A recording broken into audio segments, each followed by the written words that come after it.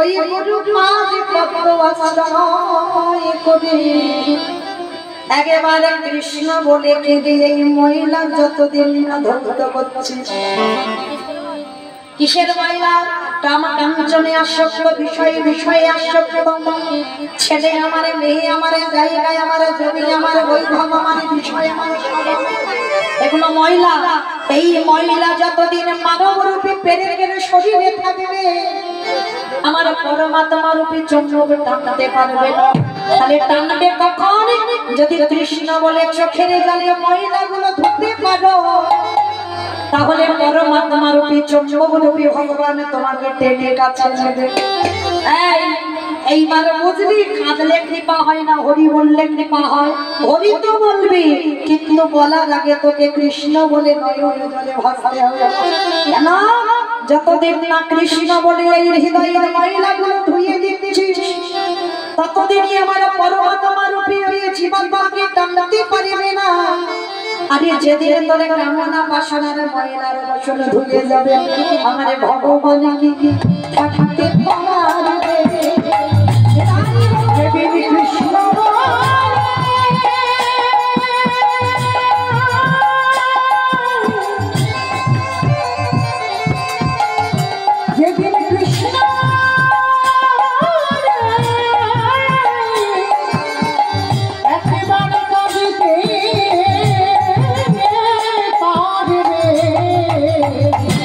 ভগবান কি থাকিতে পারবে?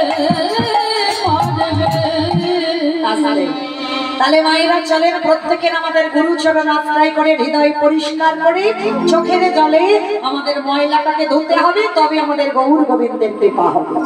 তো চলেন, আজকে আমরা সবাই মায়েরা একটুখানির জন্য যাবো শ্রীধাম নদিয়া নবদ্বীপ দাদা। কি মায়েরা সবাই যাবেন তো? সবাই যাবে?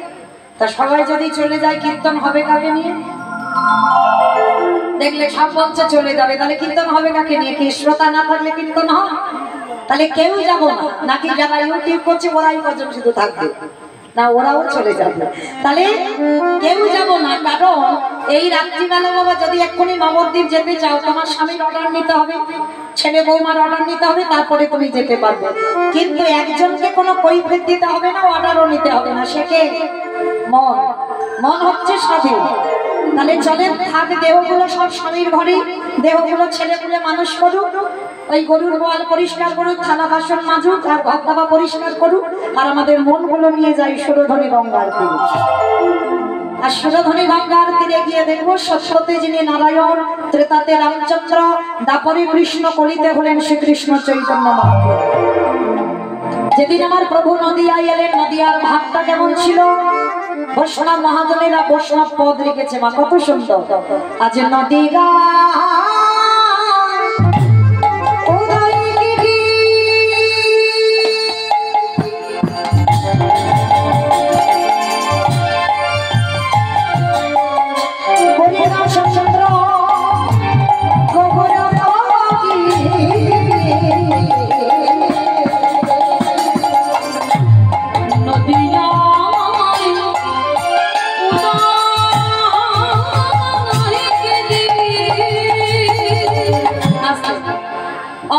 কীর্তন শুনতে গেলে ভগবানের জন্য একটু কাজকর্ম করতে হয়, জানো তো? শঙ্করধ্বনি, উলুধ্বনি, আর যাদের যাদের হাত এসেছে, যাদের নাই বলবো, হাত আছে তো? যাদের আছে কই একবার দেখান। নিতাই গৌর কৃষ্ণ প্রণাম। তার মানে সবার হাত আছে, কই এবার একটু উলুধ্বনি দাও। আজ নদিয়া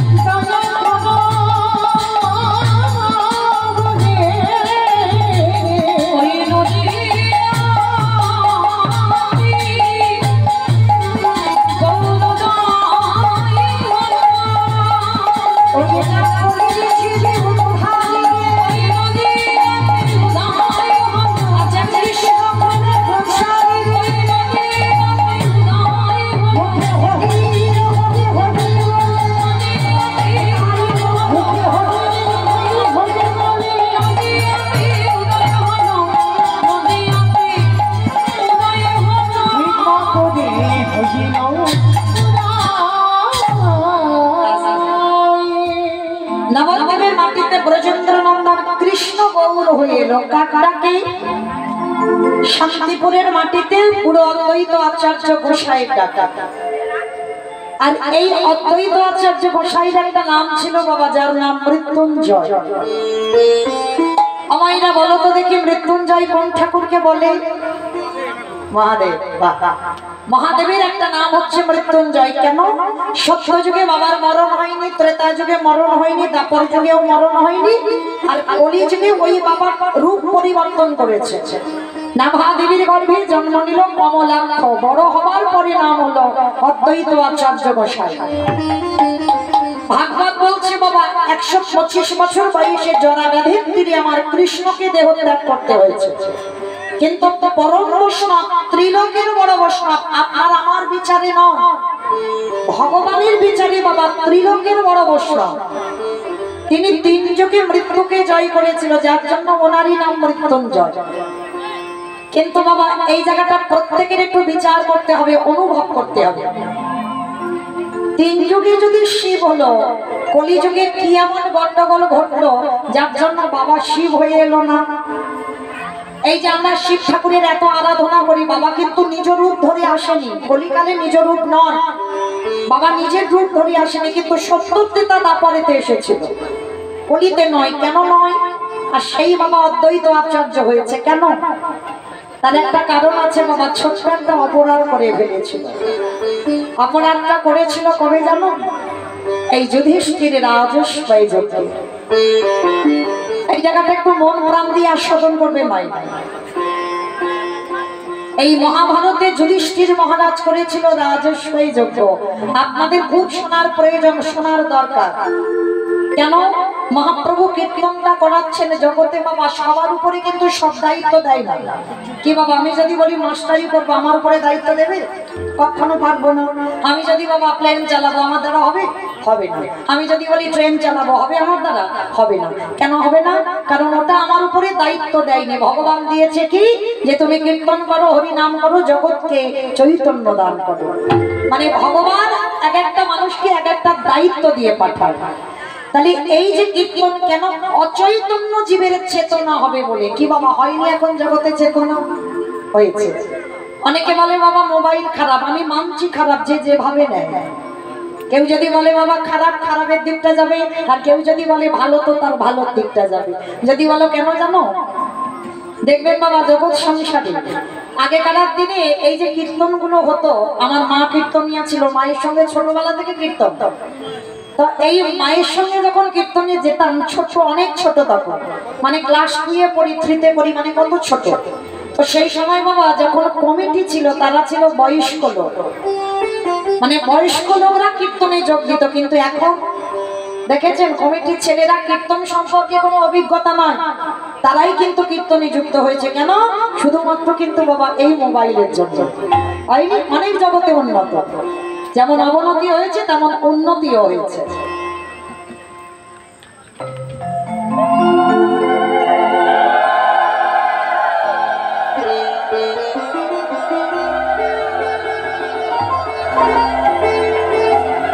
নিতাই গৌর কৃষ্ণ প্রেমানন্দে। হরি বল, হরি বল, হরি বল।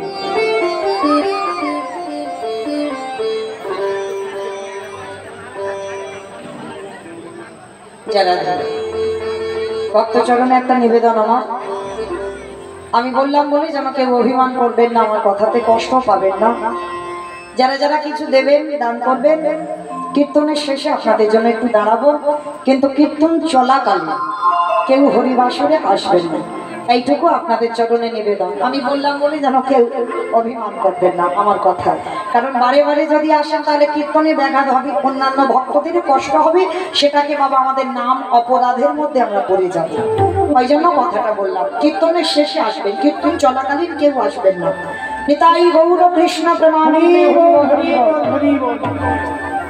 যুধিষ্ঠির মহারাজ করেছিল রাজস্বয় যজ্ঞ। যেমন ধরুন বাবা, আমার এই নিতাই গৌর দুই ভাই এই যে যজ্ঞ অনুষ্ঠানটা করছে, ভালো করে ভেবে দেখেন তো বাবা, হয়তো ব্যক্তিগত কীর্তন একাই করছে, কিন্তু সম্ভব কি কোনোদিন সম্ভব একা করা? না, অনেকের সহযোগিতা লাগে, লাগে না বাবা? আত্মীয় স্বজন, বন্ধু বান্ধব, আশেপাশে যারা বান্ধবরা আছে, গ্রাম প্রতিবেশী, সবাইকে আগিয়ে আসতে হয়। আর যদি আগিয়ে আসে তবে একটা যজ্ঞ অনুষ্ঠানটা করা যায়। তাহলে যুধিষ্ঠির মহারাজ করলো রাজস্বই যজ্ঞ। সেই যজ্ঞে বাবা ভগবান কৃষ্ণ সবাইকে দায়িত্ব দিয়েছিল। আর যুধিষ্ঠির দাদা বলেছিল, কৃষ্ণ কৃষ্ণ তুমি তো সবাইকে দায়িত্ব দিচ্ছ, তুমি নিজে কোনো দায়িত্ব নেবে না। ভগবান আমার একটু মুচকি এসে বলেছিল, দাদা আমি সবাইকে কাজ দিয়েছি, দায়িত্ব দিয়েছি, আমিও নিয়েছি দুটো কাজ। সে কি? সবাইকে তুমি একটা করে কাজ দিয়েছো আর তুমি তোমার বেলা দুটো কাজ। আচ্ছা কৃষ্ণ কি কাজ নিয়েছো? বলে, জানো দাদা, আমার প্রথম কর্মটা হবে এই রাজস্বয় যজ্ঞে যত যত সাধুগুরু ব্রাহ্মণ বৈষ্ণব আসবে, যত যত ভক্ত আসবে, আমি কৃষ্ণ দয়াময় হয়ে সবার প্রথমে আমার কর্ম হবে নিজের হাতে আমি তাদের চরণ যুগল ধরিত করে দেব। ছটকে উঠেছে যুধিষ্ঠির দাদা, অসম্ভব, কৃষ্ণ কে কোথাকার জাত আসবে, কে কোন মানুষ আসবে, তাদের জাতের ঠিক নেই, আর যারা যারা আসবে তুই প্রত্যেকের পা ধোবাবি। বলে, হ্যাঁ দাদা, এটা হবে আমার প্রথম কাজ। আচ্ছা মায়েরা, এই জায়গাটা একটু ভালো করে অনুভব করে দেখেন তো, যিনি বিশ্বের স্রষ্টা মালিক ভগবান, যার কোনো কিছু অভাব ছিল না, যে মনে করলে বাবা একটা সেকেন্ডে পৃথিবীটাকে লয় প্রলয় করে দিতে পারে, যার ইচ্ছাতে মরা গাছে ফুল ফোটে, যার ইচ্ছাতে শুকনো গানে উজান, সেই ভগবান আজকের রাজস্বয় যজ্ঞে পা ধোয়াচ্ছে কেন? মহাপ্রভুর একটা শিক্ষা আছে বাবা, নিজে আচরি ধর্ম জীবেরই শিখায়, নিজে না করলে ধর্ম জীবকে শেখানো না যায়। এই যে কথাটা বাবা আমরা মোটামুটি প্রায় সব কীর্তনিয়া বলবো, দেখবেন সব কীর্তনিয়ারা বলে নিজে আচরি ধর্ম জীবেরই শিখায়, নিজে না করলে ধর্ম জীবকে শেখানো না যায়। মানে আগে আমাদের আচরণ ঠিক করতে হবে, তারপরে বাবা তুমি জীব শিক্ষার জায়গায় দাঁড়াও। কি গো মাইরা, আমি নিজে যদি কৃষ্ণ বলে না কাঁদি, আমি যদি নিজের সাধুগুরু বৈষ্ণবকে সম্মান না করি, আমি যদি স্বভাবটা নত ভাব না হয়, আমি যদি মানুষের সঙ্গে কথা বলবার আগে আমার চরিত্রটা, আমার স্বভাবটা যদি নত হতে না জানি, তাহলে কি বাবা আমার মুখ থেকে হরিকথা শুনে কারোর শিক্ষা হবে বলে মনে হয়? আগে নিজেকে ঠিক করতে হবে, তারপরে তোমার মুখে হরিকথা শুনে জীব শিক্ষা পাবে। যার জন্য বিশ্বের শ্রেষ্ঠ মালিক ভগবান পা ধোয়াচ্ছে কেন? শুধু আপনাদের আমাদের শিক্ষা দেবে বলে। ওরে কলির মানুষ, তোরাও যারা জগতে এই সনাতন ধর্মের মানুষ হয়ে এসেছিস, তোদের প্রত্যেকটা মনুষ্য জীবনে কর্তব্য, বাড়িতে যদি সাধুগুরু বৈষ্ণব আসে, সবার আগে নিজে ঘটিতে করে জল নিয়ে তাদের চরণ যুগল ধোয়া। বাবা আগেকার দিনের নিয়মগুলো মা ঠাকুমারা মানত, আর এই আমাদের মতো মেয়েরা বাবা যত টিভি সিরিয়াল দেখে আর তাদের মতো আচরণ হয়ে যায়। কিন্তু না গো মা, এই অধম কীর্তনী আচরণ ধরে বলে যায়, বাড়িতে যদি গুরুদেব আসে, সাধুগুরু বৈষ্ণব আসে, চেষ্টা করবেন বাবা নিজের হাতে তাদের চরণ যুগল ধৌত করে দিতে। সাধুগুরু বৈষ্ণব গুরুদেব যদি বছরন্তর না পান, বাবা মা তো আছে, শ্বশুর শাশুড়ি তো আছে। এই কথাটা বললে বাবা অনেক জায়গায় বলি তো সবাই একটু হাসে, যেই বলবো সঙ্গে সঙ্গে হাসি পায়। কেন হাসে? কলিযুগ তো, এক কলসির জলে 7 কলসি ভরেছিল, আর 7 কলসির জলে এখন আর 1 কলসি ভরে না। একটা মায়ের স্তনদুগ্ধ সেবা করে 5-6 ভাই বোন বড় হলো, আর সেই মায়ের পেটের ভাত জোগাড় করতে গিয়ে 5 ছেলে ভাগাভাগি করে দিল। হয় না বাবা? তাহলে জগৎ সংসারে লক্ষ্য করে দেখেন, এই বাবা মা যে কি বলতো এটা আমি বলছি না, ভাগবত যারা জ্ঞানী তারা জানবে। ভগবান কৃষ্ণ সুদামাকে বলেছিল, সুদামা সবার আগে বড় গুরু হলো যে যার ঘরের বাবা মা। আচ্ছা বলেন তো বাবা, ভগবান তো একবারও বলেনি সবার আগে আমি কৃষ্ণ বড় গুরু। ভগবান তো নিজেকে জাহির করেনি যে আমি সব থেকে বড় গুরু। সবার আগে বাবা মাকে জায়গা দিচ্ছি, সবার আগে মা, তারপরে বাবা। ভেবে দেখেন তো কোথায় ছিলেন আপনারা, আমরা কোথায় ছিলাম? শূন্যে ঘুরে বেড়াচ্ছিলাম, বাবা কৃপার বিন্দু দিল, মা 10 মাস কত যন্ত্রণা ভোগ করে গর্ভে ধরে রাখলো। তাহলে তার মতো দরদি, তার মতো কৃপাময়ী আর কি কেউ আছে? তাই সবার চরণ ধরে এই অধম কীর্তনিয়া বলে যায়, চেষ্টা করবেন মা বৎসরে একবার, আমি বলছি না যে রোজ রোজ করো, বৎসরে একবার যেমন তোমরা প্রতিনিয়ত ভগবানের সেবা করো, ভগবানের জন্মাষ্টমী ব্রত করো, রামনবমী করো, একাদশীর উপবাস করো, অনেক ব্রত পালন আমরা করি, ঠিক তদ্রূপ সারা বছরই একবার বাবা মাকে সিংহাসনে বসিয়ে ভগবানের গলায় যেমন মালা দিয়ে, ওইরকম বাবা মাকে বসিয়ে 2টো মালা দিয়ে নিজের হাতে চরণ ধৌত করে বৎসরে একবার বাবা মাকে নিজের হাতে একটু খাইয়ে দিও। কারণ ওই জায়গাটাই যদি তুমি রত হতে শেখো, বৃন্দাবন যেতে হবে না, নবদ্বীপ যেতে হবে না, হরিদ্বার যেতে হবে না, কোথাও যেতে হবে না। ভগবান বলেন সারা জীবন সে হাজার অন্যায় করলেও যারা বাবা মাকে সেবা পূজা করে, হাজার অপরাধও যদি করে, সারা জনম আমি ভগবানের সেই ভক্তের দাস। ও যে ভক্তে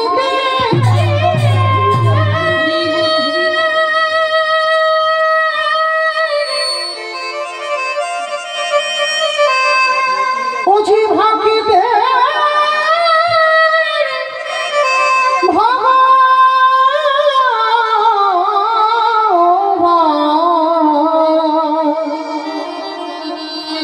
বুঝি ভক্ত ছাড়া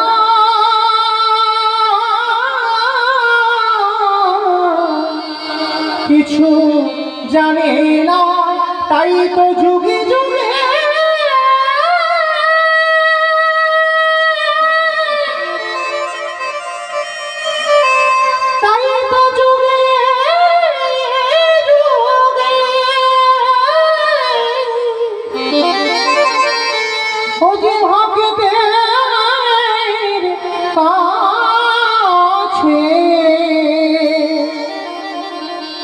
দয়া ছুটে আসে। জগৎ সংসারে ভগবান আজকের এসে দাঁড়িয়েছে কোথায়? বিশ্বের শ্রেষ্ঠ মালিক ভগবান জগৎকে শেখালো ভক্তদের চরণ ধৌত করে। আর যেই না ভক্তদের চরণ ধৌত করে শিখিয়েছে যে তোমরাও আমাদের মতো আচরণ করো জীব শিক্ষার নিমিত্তে, শুধু পা ধোয়ালো না, আরো একটা কাজ করেছিল। কি কাজ জানো? যারা যারা যজ্ঞে প্রসাদ পেয়েছিল, কৃষ্ণ দয়াময় নিজের হাতে এঁঠো পাতাগুলো নর্দমায় ফেলেছিল। অনেকে আছে বাবা এই ভক্তরা প্রসাদ পেলে এঁঠো পাতাটা ঘাঁটতে একটু ঘৃণা বোধ করে, আবার অনেকে বলে স্নান করতে হবে। ওই যে এঁঠো পাতাগুলো পরিষ্কার করেছি, স্নান করতে হবে। তবে বাবা সব এঁঠো নয়। ওই কেউ যদি অনুষ্ঠানে মাছ মাংস খেয়ে যায়, ওই এঁঠো ঘাঁটলে কোনো কাজ হবে?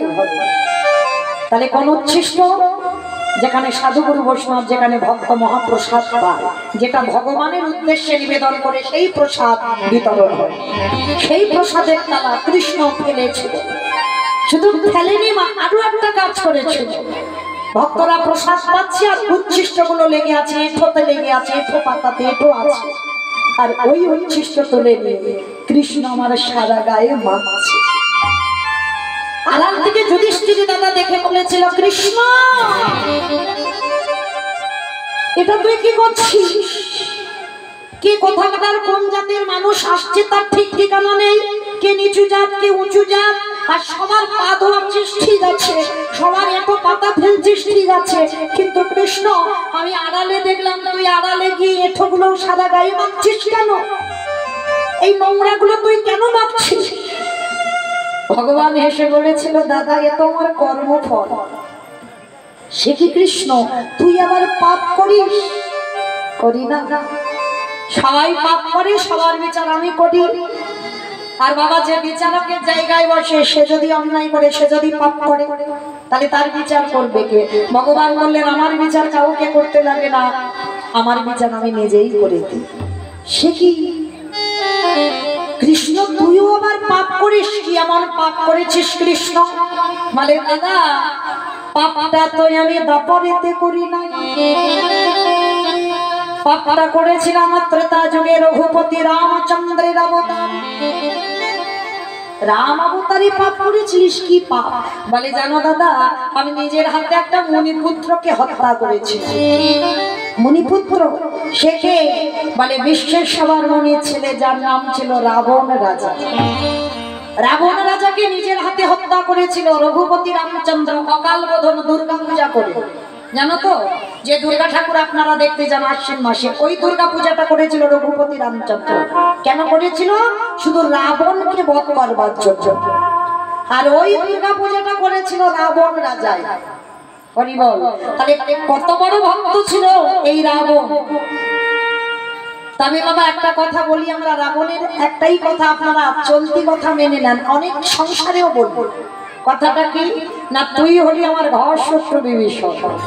বলি না, তুই আমার খাস, আমার বাড়ি থাকিস, আর আমার বাড়ির গল্পগুলো লোকের কাছে বলে বেড়া, তুই হলি ঘর শত্রু বিভীষণ। কিন্তু মায়েরা এটা আপনাদের কথা নয়, আমারও কথা নয়, কথাটা বলেছিল রাবণ রাজা লঙ্কার মাটিতে। কবে বলেছিল জানো? যেদিন বাবা ঘোষণা হয়েছিল যারা যারা রাম নাম করবে তাদের নাকি মৃত্যুদণ্ড দেওয়া হবে। আর এই ভয়ে পড়ে বাবা কেউ রাম নাম করতো না, সবাই ভয়ে ভয়ে ঘরে চুপি চাপি থাকতো। আর কিন্তু ওই বিভীষণ মানে রাবণ রাজার ভাই বিভীষণ রাতের অন্ধকারে কাউকে কিছু না বলে জানালা দরজা ভিতর থেকে বন্ধ করে দিই, ওই রামচন্দ্রের ছবিটাকে বুকে জড়িয়ে ধরি, সারা রাত শুধু খারাম খারামে বলে বলে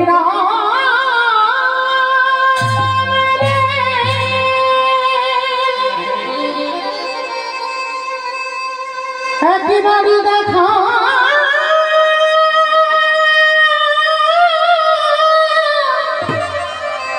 দেখা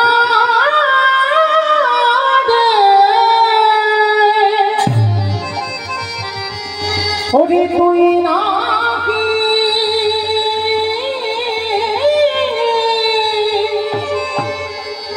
ভক্তে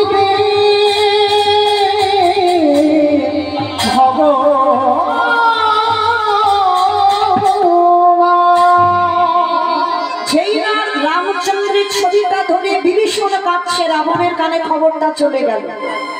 রাবণ রাজা রাগান্বিত হয়ে বলে উঠলেন, এত বড় স্পর্ধা, আমার ভাই হয়ে সে কিনা আমার শত্রুর নাম করে, দেখাচ্ছি মজা ওর দ্বারা। রাতের অন্ধকারে ছুটে গেল, আর ছুটে গিয়ে বাবা যেই না দরজাটা খুলেছে দেখে না সত্যি রামের ছবি ধরে যাচ্ছে। আর রাবণ রাজা কি করেছে, সজোরে গিয়ে একেবারে বিভীষণের বুকে লাথি মেরেছে।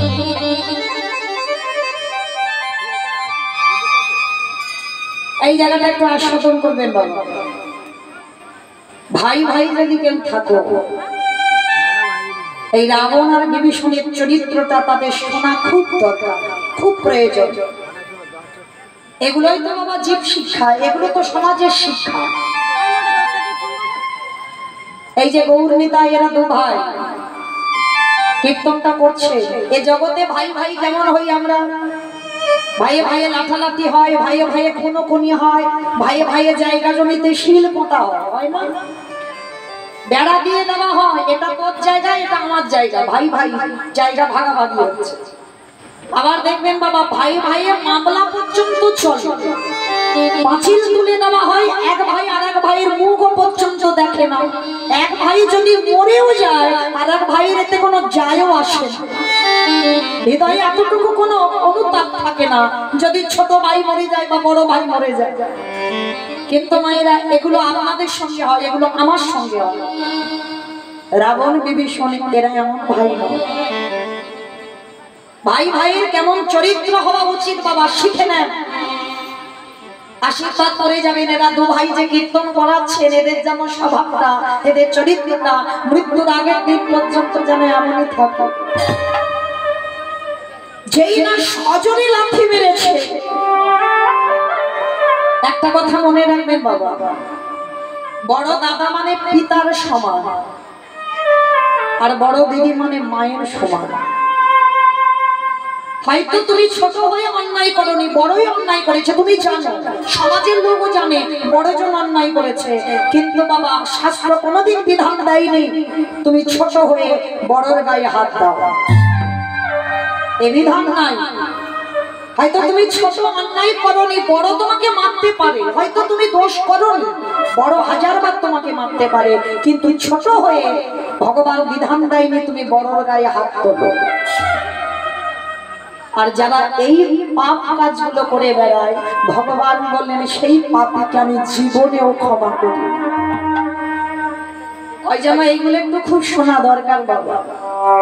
তো আজকের যেই না রাবণ সজনে লাথি মেরেছে ধুলাই পড়ে গেছে, আর যেই না ধুলাই পড়ে গেছে আচমকা লাথি মারা তো কমাইরা বুকে লাগবে না, আচমকা তো পিছন থেকে এসে বাবা মেরেছে, হঠাৎ বুকের যন্ত্রণা, তবু কিন্তু কোনো প্রতিবাদ নয়, ধুলা থেকে হামাগুড়ি দিয়ে উঠেছে বিভীষণ। উঠে রাবণ রাজা দাঁড়িয়ে আছে, রাবণ রাজার দুটো চরণে বিভীষণ আগে বুকে জড়িয়ে ধরেছে। দাদা তুমি যে আমার বুকে লাঠিটা দিলে, তোমার এই দুটো চরণে ব্যথা লাগে দাদা।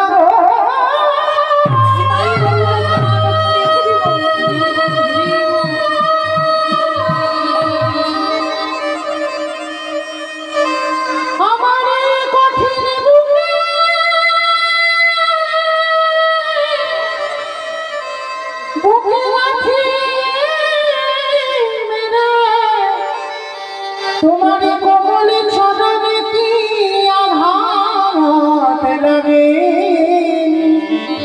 বলো না দাদা গো, একেবারে বলো বলো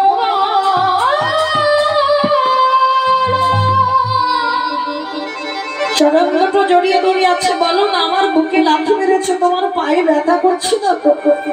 আবার লাথি মেরে ফেলে দিয়ে বললো দূর হয়ে যা রাজশত্রু বিভীষণ, আমার খাবি আমার পড়বি আর আমার শত্রুর নাম জপ করবি, এই রাতের অন্ধকারে আমার বাড়ি থেকে বেরিয়ে যাবে, তাহলে সকালবেলা উঠে যেন তোর পাপ মুখ আমার দেখতে না হয়। একটা লাথি মেরে ভাইকে বের করে দিয়েছে বাড়ি থেকে। কে গো মায়েরা, জগতে এমন ভাই আছে কেউ দেখাতে পারবে? এইরকম চরিত্রের ভাই ছিল রামায়ণে আমার ভরত ভাই। 14টা বছর রামের চরণ খরমজোড়া সেবা করেছে। কেন? এই যে আমরা ভাই ভাই ঝগড়া করি না জায়গা জমি, ভরত বলেছে দাদা যে জায়গাটা তোমার জায়গা ও জায়গাতে তুমি বুঝতে পারবো না। রামচন্দ্র নেই বলে বনবাসী ছিল বলে রামচন্দ্রের খড়মজোড়া সিংহাসনে রেখেছি। 14টা বছর খড়মের নিচে বসে রামচন্দ্রের খড়ম সেবা করেছি। যার জন্য তো আমার ভগবানের হৃদয় হয়ে গেল ভরতের কাছে। আর সেই ভরত সুদামা হয়ে এলো। যেদিন দ্বারকায় গেল 14 বছর খরম সেবা করলো বলে ভগবান সুদামার চরণ ধৌত করে চরণ ধোয়া জল পান। এ তো সিস্টেম হয়ে আছে বাবা, কারণ এদিকে রেখেছিল যেমন করে ভগবান সেই পথটা খণ্ডন করেছে, ওই জন্য ভক্তের চরণ ধোয়া জল পান করেছে। তাহলে এদের বলি ভাই, আমরা পার্থিব জগতে এগুলো ভাই বোন নয়, আমরা কেউ ভাই বোন নয়। ভাই ভাই যদি হবে তাদের চরিত্র তাদের স্বভাব এমন হওয়া উচিত। তা যেই না লাঠি মেরেছে বিভীষণ বলে উঠলো, ঠিক আছে দাদা চলে যাচ্ছে, শতবার ডাকলেও তোমার চরণে আমার নয়ন আর মিলবে না। যা যা যা যা যা, সাত কুলে কেউ নেই সবার বলে চলে যায়, যাবি কোথায়? ও ঘুরে ফিরে আমার লঙ্কায় আসতে হবে। একটা লাঠি খেয়ে বেরিয়ে গেল ঘর থেকে রাত্রেবেলা। আচ্ছা বলো তো মা, মাঝে মাঝে আমাদের ছেলে মেয়েরা খুব অন্যায় করে না? হয়তো ছেলে মেয়ে বড় হয়ে গেছে, এমন অন্যায় করলো বাবা মা চোর চাপড় বসিয়ে দিল। আচ্ছা ছেলেকে মারবার পর বকবার পর আধা ঘন্টা পরে কষ্ট হয় না? সত্যি করে বলবেন কষ্ট হয়? এই সন্তান এমন একটা জিনিস না, যে বাবা মা মারে সেই বাবা মা আধা ঘন্টা পরে আবার আদর করে। এই বাবা ছেলের সম্পর্কটা কেমন জানো? একটুখানি বলি জানো, আজকের বাবাকে বলছে ছোট্ট একটা ছেলে, ও বাবা বাবা তুমি বাজারে যাচ্ছ তো, আমার জন্য একটা পার্লেজি বিস্কুট এনে দিও। ছোট্ট ছেলে তো বায়না করেছে আমার জন্য একটা বিস্কুট এনে দিও। তা বাবার সমস্ত বাজার করে ছেলের জন্য একটা 5 টাকা দামের বিস্কুট এনেছে। ছেলেটার হাতে বিস্কুটটা দিয়েছি, তা ছেলেটা প্যাকেটটা ছেড়ে বিস্কুটটা দাঁড়িয়ে দাঁড়িয়ে খাচ্ছে। তা বাবা ছেলেটার কাছে গিয়ে বলছে, এই বাবা খোকা একটা বিস্কুট দে না বাবা। তো ছোট ছেলে তো ছেলে বলছে, ও ঠাকুমা দেখো একটা বিস্কুটের প্যাকেট এনে দিয়েছে, আমার বাবা আমার কাছে বিস্কুট চাইছে, আমি দেবো না। বাবা বারবার বলছে দে না বাবা একটা বিস্কুট। ছেলে জেদ ধরে বসে আছে, আমি দেবো না দেবো না দেবো না। ভালো করে বুঝবেন বাবা, এই জায়গাগুলো অনুভব করতে হয়। বাবা ছেলের জন্য 5 টাকা দামের বিস্কুট এনেছে, আর একটা 5 টাকা দামের বিস্কুট এনে কি বাবা খেতে পারতো না? পারতো তো। তাহলে বাবা ছেলের কাছে কেন চাইছে? শুধু চাইছে না, ওই প্যাকেট থেকে দিলে হবে না, ওই যে ছেলে একটা কামড় দিয়েছে ওই বিস্কুটটা দিতে হবে। কেন? ওই যে ছেলের থুতু লেগে আছে, ছেলের মুখে এঁঠো লেগে আছে, ওই ছেলের হাত থেকে বাবা ওই বিস্কুটটা খাবে। বাবার কি সত্যি খিদের জন্য চাইছে না? বাবা ছেলের ভালোবাসাটা ঠিক তদ্রূপ। সেই বাবা যখনই ছেলেকে কষ্ট দেয় আধা ঘন্টা পরে বাবা মাও কষ্ট পায়। তাহলে বাবা মা যদি কষ্ট পায়, তাহলে রাবণ ভাইকে লাথি মেরে কষ্ট পাইবে? কে কষ্ট পাইনি? সারা রাত রাবণ ঘুমায়। কে বলে রাবণের চরিত্র ভালো নয়, রাবণ খারাপ লোক? শুধু লোকের বাইরেটা দেখলে হবে না, কোন কোন মানুষের দেখবেন বাইরেটা খুব কঠিন হয় কিন্তু ভিতরটা খুব নরম। আবার দেখবেন কোন কোন মানুষের বাইরেটা দেখলে খুব শান্ত খুব ভালো কিন্তু ভিতরটা খুব কঠিন, এটা হয়। তো রাবণটা যে ছিল তেমন, বাইরেটা কঠিন ভিতরটা নরম। ভাইকে তাড়িয়ে দিয়ে সারা রাত রাবণ ঘুমাচ্ছে, শুধু মনের ভিতরে একটাই কথা ভাবছে, না জানি ভাইটাকে লাথি মারলাম কোথায় না জানি গেল, ভোর হোক একবার দেখে আসবো ভাইটাকে। কারণ রাবণ তো ভালো করে জানতো ও আমার লাঠিটা খেয়ে কত দূর যাবে। এই জায়গাটা ভালো করে শুনবে। তা ভোর হতে না হতে বাবা একেবারে রাবণ নেচে গিয়ে দাঁড়িয়েছে কোথায়, যেখানে বিভীষণ চলে গেছে। গিয়ে ডাকছে, ভাই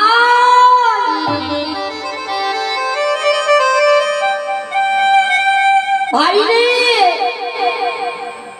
বারবার ভাই ভাই বলে ডাকছে। লক্ষণ বেরিয়ে এসেছে, তোমার লজ্জা করে না? কালকে তুমি তোমার ভাইয়ের বুকে লাথি মেরে তাড়িয়ে দিয়েছো, আর আজকে তুমি তোমার ভাইয়ের পা ধরে ক্ষমা চাইছো? হ্যাঁ, যাবে না তোমার ভাই? রাবণ দাদা এসে কোমরে হাতটা দিয়ে বলেছিল,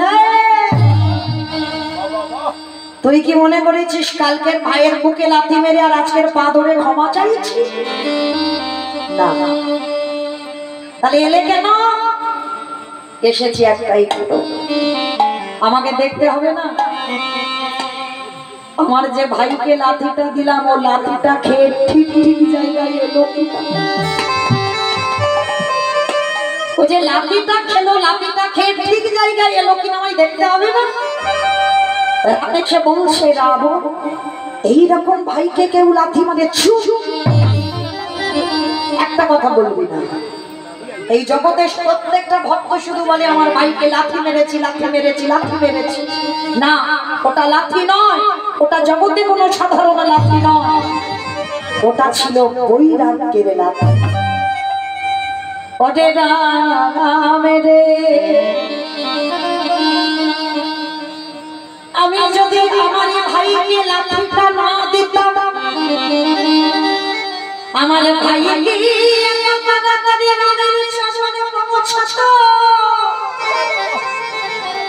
ওরে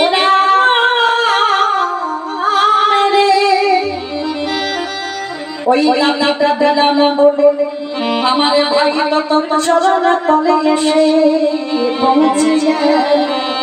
ওরে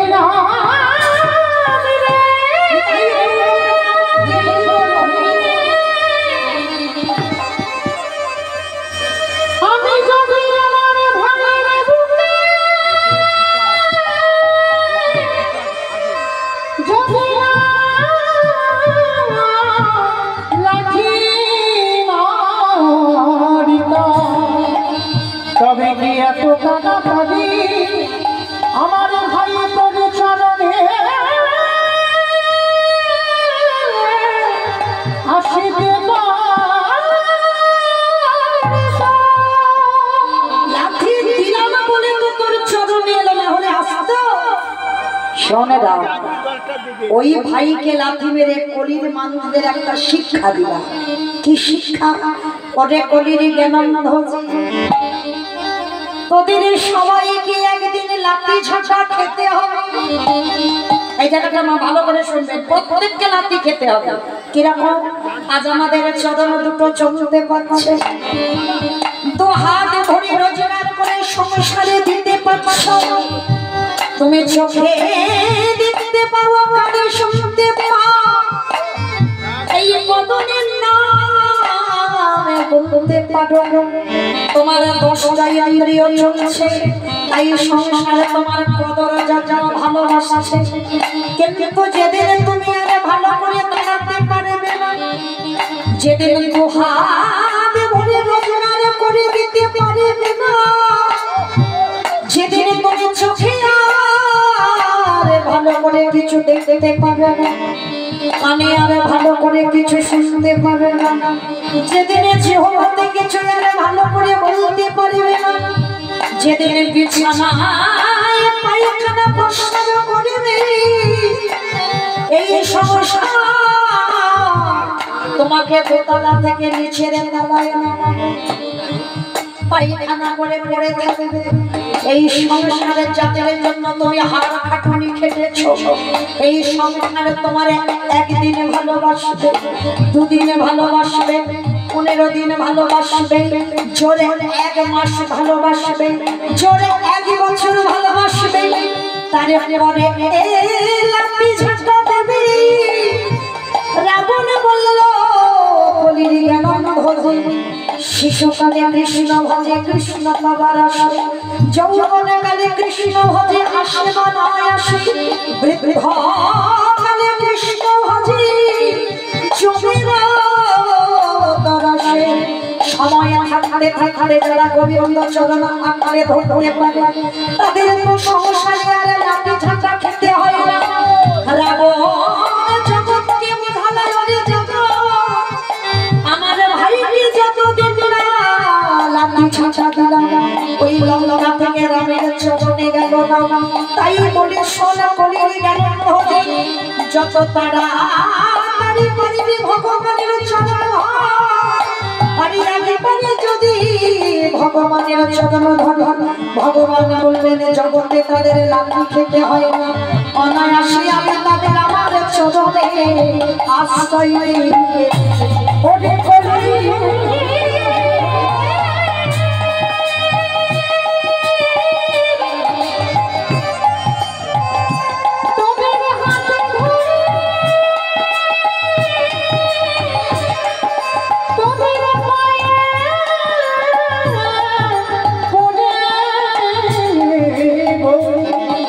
তোরা সময় থাকিবি থাকিবি একেবারে গৌর গোবিন্দ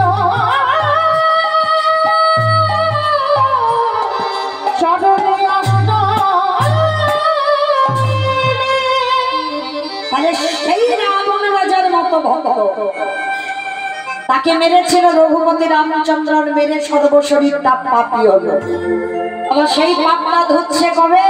ফিরে আসেন যেখান থেকে গিয়েছিলাম, যুধিষ্ঠির রাজস্বয় যজ্ঞে। তাহলে রাম অবতারে পাপ করলো আর খণ্ডন করছে কৃষ্ণ অবতারে যুধিষ্ঠির যজ্ঞে। আচ্ছা মাইরা, পা ধোয়াতে গেলে কি করে ধোয়াবে? হাত পা বেঁধে পুকুরে নাকি ফেলে? পাত্রে জল নিতে হবে, ঘটি নিতে হবে, আর যার পা ধোবাবো বাবা তার কাছে আমার মাথাটাকে নিচু করতে হবে। বিশ্বের স্রষ্টা মালিক ভগবান আজকের পা ধোবাবে বলে যজ্ঞের দরজায় দাঁড়িয়েছে। অগ্নিদেব, পবনদেব, বরুণদেব, ইন্দ্র, ইন্দ্রাণী, ব্রহ্মা, সাবিত্রী, শিব, দুর্গা সব পদ দাঁড়িয়ে আছে। এমন সময় জগৎ জননী মা বাবা ভোলানাথকে ডাকছে, প্রাণনা আর দেরি নয়, চলো কৃষ্ণ পা ধোবাবে, পা দুটো ভালো করে ধুইয়ে দিয়ে। এইবার যেই না কথাটা বলা, আমার জগৎ জননীর কথা শুনে বাবা ভোলানাথ বলছে, পার্বতী তোমার কি মাথার গন্ডগোল হয়েছে? কৃষ্ণ পা ধোবাবে আর আমাদের মতো পাপীর পা দুটো বাড়িয়ে দেবো? শোনো, তোমার যদি এত ধোয়াবার ইচ্ছা হয় তো তুমি লাইনে দাঁড়াও, কিন্তু আমার পা তো আমার কৃষ্ণ দয়াময় ধোয়াতে পারবে না। এই বলে বাবা ভোলানাথ কি করেছে, লাইন থেকে বেলাইনে চলে গেছে। আর আড়ালে গিয়ে মনে মনে ভাবছে কৃষ্ণের চোখে ধুলো দিয়ে যজ্ঞের ভিতরে যেতে হবে। তাহলে ধুলোটা দেবো কি করে? আড়ালে গিয়ে ভোলানাথ কি করেছে, একটা দুম করে কুকুর হয়ে গেছে। কেন কুকুর হলো? কুকুর হচ্ছে বাবা সব থেকে প্রভু ভক্ত, আর কুকুর হয়ে পিছন থেকে এক পা দুপা করে আসছে, কৃষ্ণ হেড হয়ে পা ধোয়াচ্ছে, আর পায়ের মাঝখানটা বাবা একটু ফাঁকা মতো দেখেছে। আর বাবা ভোলানাথ মনে মনে চিন্তা করলো, ওই জায়গা থেকে ঢুকে গিয়ে একেবারে যজ্ঞের ভিতরে চলে যাব, আর কৃষ্ণ আমার পা ধোয়াতে পারবে। বাবা ঠাকুর এই জায়গাটা আমার বৈষ্ণব ঠাকুরের একটু বোঝার ভুল হলো। কি ভুল? না জগতে বাবা এই যে আমি দাঁড়িয়ে আছি, মোটা পিছনটা তো আমি দেখতেই পাচ্ছি না, সামনে যতদূর আমার চোখ যাচ্ছে ততদূর দেখা যাচ্ছে কে কীর্তন শুনছে, কে শুনছে না, কে পাখার বাতাস খাচ্ছে, কে হেসে যাচ্ছে, কে কেঁদে যাচ্ছে, আর কে বসে বসে আমি দেখতে পাচ্ছি না। আমার চোখে ধুলো দেওয়া যায়, কিন্তু যে ছেলে মাকা করে, মাকা হাতে কালো শস্য, তার চোখে ধুলো দিতে পারবি? সময় মতো খাতা কলমে লিখে ঘরে পৌঁছে দেবে। তাহলে কৃষ্ণের চোখে ধুলো দেওয়া যায় না। যেমন বাবা গৌতম মুনির স্ত্রী ছিল অহল্যা, তাই তো? পঞ্চসতীর মধ্যে একজন সতী ছিল অহল্যা। তা এই অহল্যা মা যখন সতীত্ব নাশ করলো, দেবরাজ ইন্দ্র গুরু পত্নী হরণ করলো, তখন গৌতম মুনি অভিশাপ দিল কি সর্বাঙ্গে হবে তোর ভোগ চিহ্ন। সেটা পরবর্তীতে আসতে বাদে হলো সহস্র চোখ, মানে দেবরাজ ইন্দ্রের শরীরে সহস্র চোখ, কিন্তু তার থেকে তোমার কৃষ্ণের শরীরে বাবা আরো চোখ বেশি। সে চারদিকে ঘুরে ঘুরে বেড়াচ্ছে কে কি করছে দেখে, কারণ ভগবান মন্দিরে থাকে না, ভগবান তীর্থে থাকে না, ভগবান ভক্তের হৃদয়ে থাকে না, থাকে কোথায়? যেখানে ভক্ত গুণানুগুণ কীর্তন গায় সেইখানে প্রভু আমার অবস্থান করে। তার বিশ্বাস আছে না আছে বলতে পারবো না, আমার বিশ্বাস কোনো না কোনো জায়গায় দাঁড়িয়ে কোনো রূপ ধরে প্রভু এই হরিকথা শ্রবণ করছে। আজকের বাবা ভগবান হেড হয়ে পা ধোয়াচ্ছে, আর বাবা ভোলানাথ ওই কুকুর রূপ ধারণ করে কৃষ্ণের চোখে ধুলো দিয়ে যজ্ঞে যাবে। পায়ের মাঝখানটা ফাঁকা মতো দেখেছে, পিছন থেকে ভোলানাথ এক পা দুপা করে আসছে, আর এসে কি করেছে, কৃষ্ণ তো নিচু হয়ে আছে, দেখতে পাচ্ছে না, ভাবলো দেখতে পাচ্ছে না, কিন্তু দেখতে ঠিক পাচ্ছে, আর পিছন থেকে এসে সবে ওই পায়ের ফাঁক দিয়ে মাথাটা, আর যেই না মাথাটা দেওয়া কৃষ্ণ হাঁটু দুটো নিয়ে কুকুরের কানের কাছে চেপে, এইবার দেখ কেমন লাগে। আর যেই না কানের কাছে চেপে দিয়েছে, কুকুর কি করবে, কেউ কেউ করবে, বারবার বলছে কৃষ্ণ ছেড়ে দে, কৃষ্ণ ছেড়ে দে, কৃষ্ণ ছেড়ে দে। বলে ছাড়বো বলে ধরি না, হে বৈষ্ণব হে বৈষ্ণব, ও হে বৈষ্ণব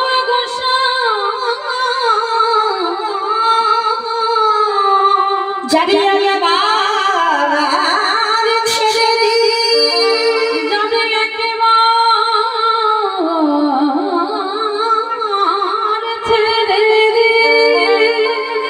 জীবনে কোনোদিনই আমি আগে ধরি না, না না কোনোদিন ধরি না, আরে যাকে একবার আমি আমার হৃদয়টা দিয়ে দেব, ওকে জীবনে কোনোদিন ছাড়ি না।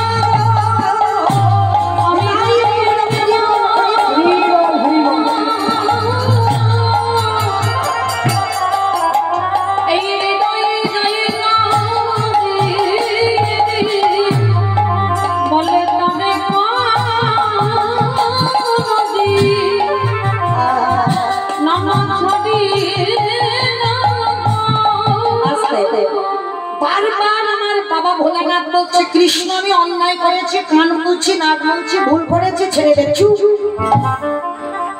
ভেবেছিলাম তোমার মতো বৈষ্ণবের দুটো পা ধোয়ালে বোধহয় হয়ে যাবে, কিন্তু তুমি কৃপা করে করুণা করে আমার জন্য আরো এক্সট্রা দুটো জুড়ে দিয়েছো। আমার বুঝেছে আমার কথা? শিব ঠাকুরের কটা পা? দুটো পা। কুকুরের কটা পা? চারটে। তাহলে কুকুরের চারটে পা। ভগবানকে বলছে হে বৈষ্ণব, তোমার মতো বৈষ্ণবের দুটো পা ধোয়ালে আমার জীবনে বোধহয় কম হতো, তাই তো তুমি আমার জন্য আরো এক্সট্রা দুটো জুড়ে দিয়েছো। দাহু দাহু আমি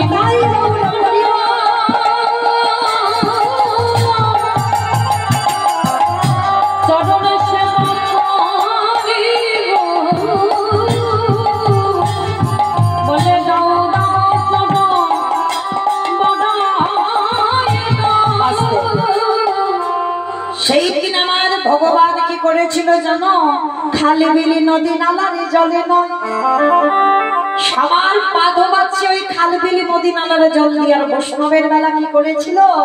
চারটে চরণ কুকুরের এক জায়গায় বেঁধে কৃষ্ণ আমার হৃদয়ে নিয়ে ভগবানের চোখের জলে দিয়ে কুকুরের চরণ যুগল ধৌত করে দিল। আর সেদিন পরম বৈষ্ণব বাবা ভোলানাথ কেঁদে বলেছিল, কৃষ্ণ আমি প্রতিজ্ঞা করলাম তোর চরণ ছুঁয়ে এই রাজশাহী যজ্ঞে আগত কলিকালে আর কোনোদিন আমি শিব হচ্ছি না। কি বাবা, প্রশ্নটা যেখানে করেছিলাম সেখানেই আবার ফিরে এলাম। আমার প্রশ্নটা কি ছিল? সত্যতে শিব, ত্রেতাতে শিব, তারপরে শিব, কলিতে শিব নয়। তাহলে কেন নয়, কেন কথা জানতে গিয়ে বাবা একটু রামায়ণ মহাভারতে গেলাম। কেমন? তাহলে সেদিন রাজশাহী যজ্ঞে বাবা ভোলানাথ প্রতিজ্ঞা করলো, কৃষ্ণ আমি কথা দিলাম কলিকালে আমি শিব নয়, আমার অদ্বৈত আচার্য গোসাই, তুই আমার কৃষ্ণ নয়, তুই হবি নদীনার নিমায় চাঁদ, নদীয়ার নিমায় চাঁদ। আমি 12 বৎসর তুলসী ভাসিয়ে তোকে আহ্বান করবো, পৃথিবীতে কারোর ডাকে নয়, আমার ডাকে তোকে ব্রজ থেকে এই নদীয়ায় নামতে হবে। আর যেদিন তুই নদীয়ায় নামে আমি শান্তিপুর থেকে নদীয়ায় যাব, তোর থেকে 52 বছরের বড় হব। এই পৃথিবীতে কারোর ডাকে নয়, 12 বছর তুলসী ভাসিয়ে তোকে ডাকবো নদীয়ায়। এই রাজস্বই যজ্ঞে যেমন কুকুরের চরণ তুই তোর চোখের জলে ধৌত করলি, আমি যেমন তোর চরণে ঋণী হয়ে গেলাম। এই ঋণ আমি কলিকালে শোধ করব। যেদিন অদ্বৈত হব, যেদিন তুই নিমাই পণ্ডিত হবি, ওই এমনি করেছ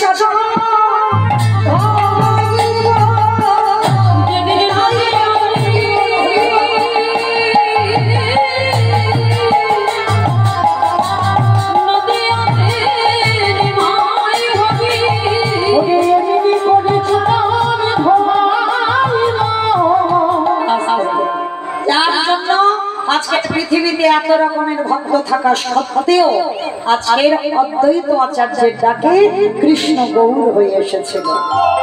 আর এসে মায়েরা, এইবার আপনাদের চরণে আমার একটা নিবেদন, যে বাড়িতে আজকের এই দুর্যোগের মধ্যে দিয়েও কীর্তন আমার দুটো ভাই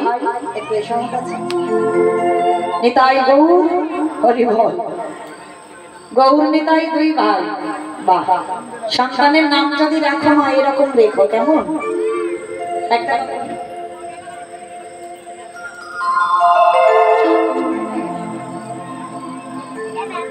এই গৌর নিতাই এরা দুই ভাই আজকে বাবা মা নাম রেখেছে দুটো ছেলেকে। আর আপনারা প্রত্যেকে এই যে বিভীষণেরও চরিত্র শ্রবণ করলেন, রাবণ রাজারও চরিত্র শ্রবণ করলেন, আজকে প্রত্যেকে আশীর্বাদ দেবেন এরা ভাই ভাই যেন এই রকম ভাই হয়, যেমন রামচন্দ্র ভরত ছিল যেমন ভাই, এরা যেন তেমন ভাই হয়ে থাকে, যেন আমৃত্যুকালে যতদিন পৃথিবীতে থাকবে এরা যেন এইভাবে মিলিত হয়ে থাকতে পারে। আর একটা নিবেদন, আমার এই ভাইরা আপনাদের কাছে যাবে, কারণ মায়েরা আমার আছে বলে আমি কিন্তু কীর্তন করাতে পারবো না, এটা উচিত নয়, কারণ এটা কলিযুগ। কলিযুগে প্রভু সেবা দিতে গেলে আগে দাঁড়ে দাঁড়ে মাধুকরি করতে হবে, তবে আমার সেই প্রসাদ গোবিন্দ সেবায় লাগে। তো যাই হোক, এদের পরিবারে যারা যারা আছে, আর এরা দুই ভাই অনেক কষ্ট করে সারা বছর ধরে পরিশ্রম করে এই হরিবাসরটা চালায়। তো আপনাদের চরণে যাচ্ছেন, আপনারা আশীর্বাদ করবেন এরা যেন প্রতি বছর কীর্তনটা করতে পারে যত দুর্যোগ হোক। আর সবার কাছে একটা নিবেদন, ওদের ভিক্ষা না চলে আপনারা কিছু কিছু দান করবেন, কারণ এরকম ভক্ত জগতে খুব কম পাওয়া যায়, কারণ এত কষ্ট করেও প্রতি বছর আমাদের মতো কীর্তনিয়াদের এনে কীর্তন গাওয়ায়। তো যাই হোক, যার যেমন সামর্থ্য ওরা যাবেন আপনাদের কাছে, যার যেমন ক্ষমতা আছে ওদের ভিক্ষার ঝোলাতে একটু ভিক্ষা দেবে, কারণ একটা কথা মনে রাখবেন, ওরা পেটে খাওয়ার জন্য ভিক্ষারি নয়, ওরা ভগবানের সেবার জন্য, ভগবান প্রাপ্তির জন্য ওরা ভিখারি হয়েছে। ওরা যাচ্ছে আপনাদের চরণে, যার যেমন সামর্থ্য আপনারা একটু ভিক্ষার ঝোলাতে দেবেন, কেমন? প্রেম সে বলো নিতাই গৌর প্রেমা হরি বল, হরি বল।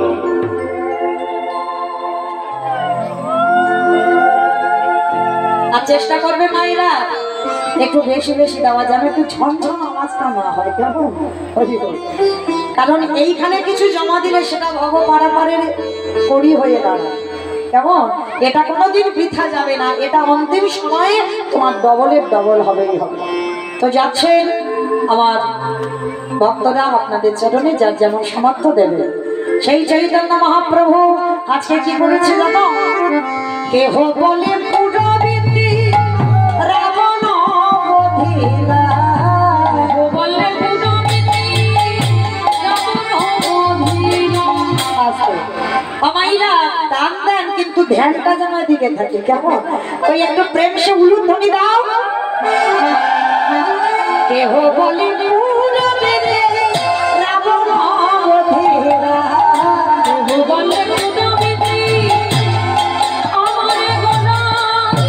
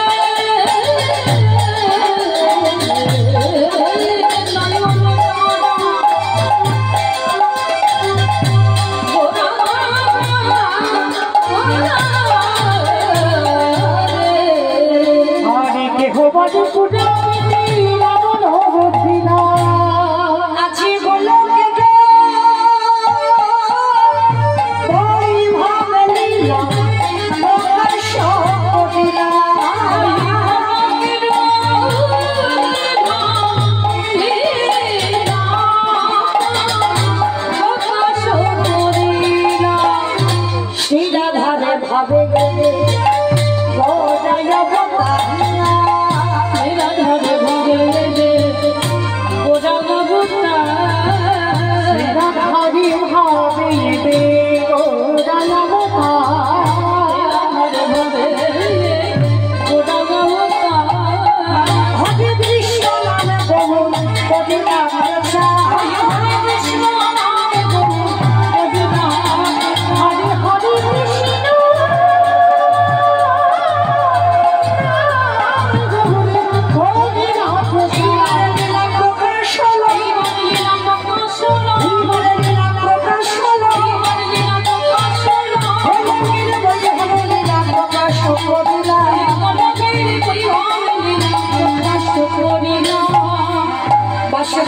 বসে কহে করি যত